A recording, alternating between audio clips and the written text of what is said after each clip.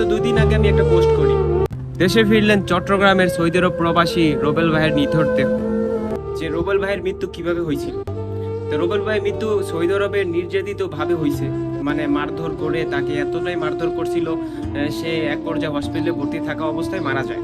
তার এই আইনি প্রক্রিয়ার মাধ্যমে হচ্ছে তাকে বাংলাদেশে পাঠাতে পারতে 1টা বছর লাগে যায়। তো 1টা বছর লাগার পরেও তো বাংলাদেশে পাঠাইলো। তো বাংলাদেশে পাঠানোর পরে কি হইল দেখেন, বাংলাদেশে পাঠানোর পরে লাশটা বাংলাদেশে পৌঁছায়, তার বাড়ি থেকে 2 ভাই আসে, 2 ভাই তার লাশটা নেওয়ার জন্য। তো বড় ভাই আর ছোট ভাই, তো বড় ভাই ছোট ভাই আসছে, লাশটা একটা অ্যাম্বুলেন্স করে নিয়ে আসছে। তো অ্যাম্বুলেন্সে উঠানোর পরে বাসার দিকে ফেরার পথে অ্যাম্বুলেন্সটা অ্যাক্সিডেন্ট করে।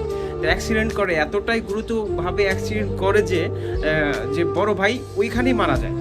আর ছোট ভাই আহত হয়, আহত অবস্থায় তাকে হসপিটালে ভর্তি করা হয়। তো ভর্তি অবস্থায়, চিকিৎসাধীন অবস্থায় ভাইটাও মারা যায়।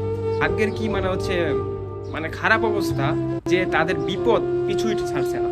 যে ভাইটা মারা গেল সৌদি আরবে, তাকে নিতে আসলো, তার 3 ভাই এখন একসাথেই মারা গেল। তাদের হচ্ছে এখন গ্রামের বাড়িতে খুবই খারাপ অবস্থা, তাদের আত্মীয় স্বজন মানে খুবই হতাশ অবস্থা যে এক ভাই মারা গেল, আরেক ভাইকে নিতে আসলো, তা সেই ভাইও মারা গেল।